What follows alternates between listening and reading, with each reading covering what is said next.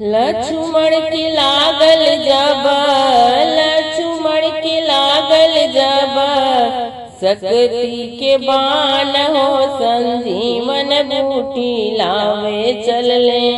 वीर हनुमान हो संजीवन बूटी लावे चलले। मेघनाथ मरले ऐसन बनावा चलाई के, मेघनाथ मरले ऐसन बनावा चलाई के।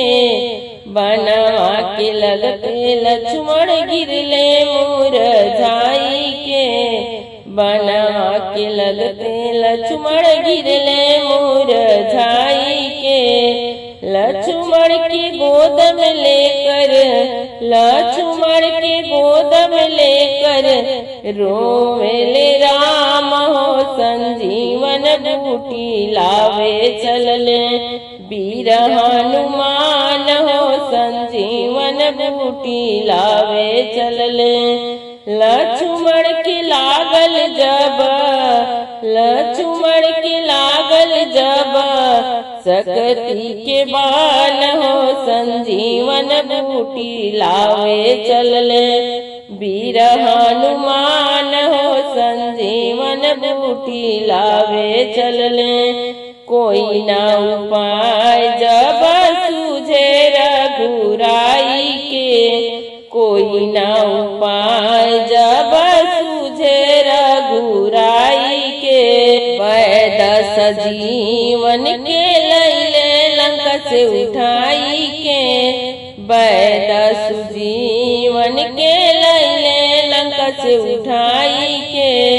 वैद्य जी बचाली हमार, वैद्य जी बचाली हमार, लखन के प्राण हो संजीवन बूटी लावे चलले। वीर हनुमान हो संजीवन बूटी लाले चलने। लक्ष्मण के लागल जब, लक्ष्मण के लागल जब, शक्ति के बाण हो संजीवन बूटी लावे चलले। बूटी संजीवन लाई जाके आधी रात के, बूटी सजीवन लाई जाके आधी रात के। तबे इनकर प्राण बची माना मोरे बात के, तबे इनकर प्राण बची माना मोरे बात के। विनती कर सूरज से होखे ना बिहान हो संजीवन बूटी लावे चलले। वीर हनुमान हो संजीवन बूटी लावे चलले। लक्ष्मण के लागल जब, लक्ष्मण के लागल जब, शक्ति के बाण हो संजीवन बूटी लावे चलले। वीर हनुमान हो संजीवन बूटी लावे चलले। मत चली दियले गदा लहराई के, हनुमत चली दियले गदा लहराई के।